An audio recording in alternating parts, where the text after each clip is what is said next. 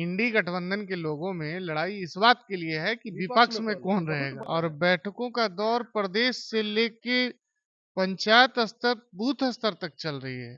ये तो प्रदेश स्तर पे गांव-गांव तक जा रहा है। बिल्कुल, ये तो एनडीए के प्रदेश अध्यक्षों की बैठक मीडिया वालों को राजधानी में हो रही है बैठक, इसलिए दिख रही है। दलितों के सबसे चहेते और सबसे लोकप्रिय नेता आदरणीय चिराग पासवान जी जिस मंच पे होंगे उस मंच की शोभा ही बढ़ेगी।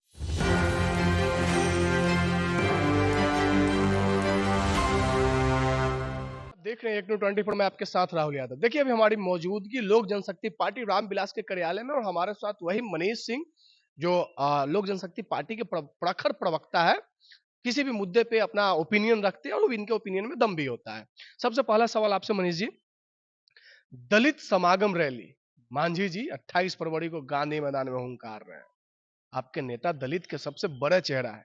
अगर बड़े चेहरा की नाम है तो चिराग पासवान जी के बाद कोई चेहरा का नाम आता है। आपके नेता वहां मौजूद रहेंगे? अगर कार्यक्रम की संरचना के अनुरूप हमारे नेता को आमंत्रण प्राप्त होगा तो जरूर रहेंगे। चूंकि दलित समागम कार्यक्रम है और दलितों के सबसे चहेते और सबसे लोकप्रिय नेता आदरणीय चिराग पासवान जी जिस मंच पे होंगे उस मंच की शोभा ही बढ़ेगी। तो चाहे मंच किसी का हो, आयोजन किसी के द्वारा हो, एनडीए के हिस्सा हैं आदरणीय मांझी जी और हम सब लोग एक दूसरे को मजबूत करने का प्रयास करेंगे। आज भी आप लोग 5 प्रदेश अध्यक्ष एनडीए घटक दल का फिर से आज जदयू कार्यालय में मीटिंग रखा गया है। आप लोग लगातार 5-7 बार मीटिंग कर लिए। सब कुछ सही है ना एनडीए में?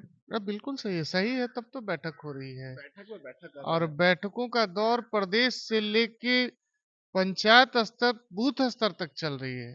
ये तो प्रदेश स्तर पे गांव-गांव तक जा रहा है। बिल्कुल, ये तो एनडीए के प्रदेश अध्यक्षों की बैठक मीडिया वालों को राजधानी में हो रही है बैठक, इसलिए दिख रही है। लेकिन आप बूथ स्तर तक भी जाएंगे तो आपको दिखेगा हमारे कार्यकर्ताओं के कोऑर्डिनेशन, और यही कोऑर्डिनेशन के अभाव के कारण विपक्ष बिखरा हुआ है। जहां एक और राजद का दूसरा सुरताल है, कांग्रेस का दूसरा सुरताल है। आपने देखा दिल्ली में नतीजा क्या हुआ, चारों खाने चित हो गए। अब तो ये लोग आपस में लड़ रहे हैं कि अब विपक्ष में कौन रहेगा, इसकी लड़ाई है।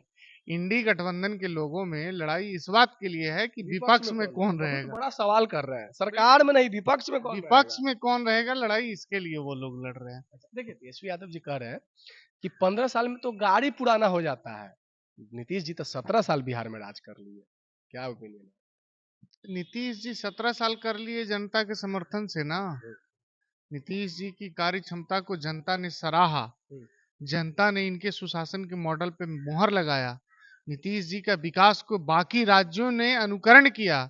इस देश में नीतियां बनाई गई नीतीश कुमार के नीतियों को अनुकरण करके। तो नीतीश कुमार पूरे देश के लिए एक मॉडल स्टेट के रूप में बिहार को पेश किया। बिहार का मॉडल अदर राज्य में भी होता है। बिल्कुल, जिस स्थिति में बिहार को 2005 से पहले पहुंचा दिया गया था, उस स्थिति से अब की स्थिति में आप खुद अगर तुलनात्मक अध्ययन कर लेंगे तो आपको लगेगा कि नीतीश कुमार जी ने बिहार की तस्वीर को किस कदर बदली है।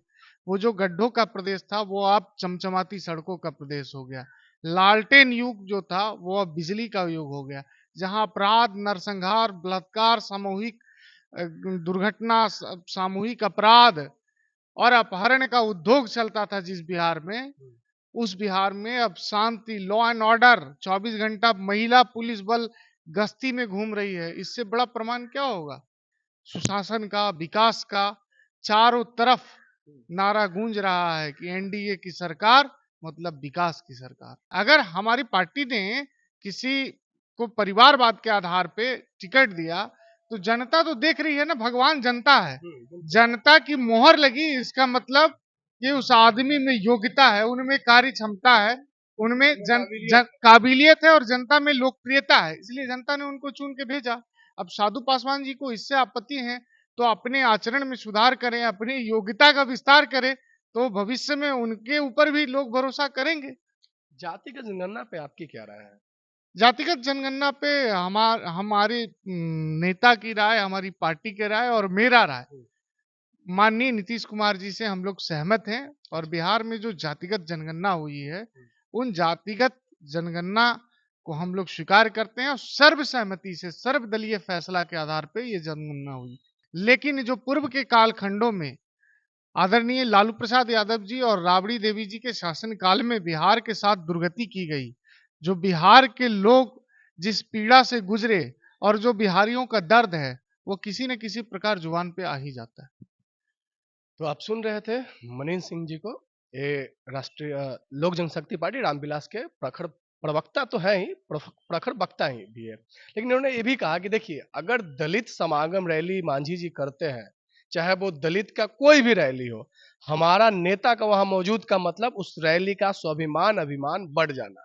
साथ में इन्होंने साधु पासवान जी के बयान पे, बिहार फर्स्ट वाले बयान पे कहे, इन्होंने कहा कि देखिए, अगर आप में योग्यता है तो आपको भी फर्स्ट का दर्जा दिया जाएगा। ऐसा करिए, आप अपनी काबिलियत को बढ़ाइए। बाकी इस वीडियो के लिए आप अपने मन में क्या सोचते हैं, अपनी प्रतिक्रिया कमेंट बॉक्स में जरूर बताइएगा। तब तक के लिए आप देख रहे थे एक न्यू 24, मैं आपके साथ राहुल यादव।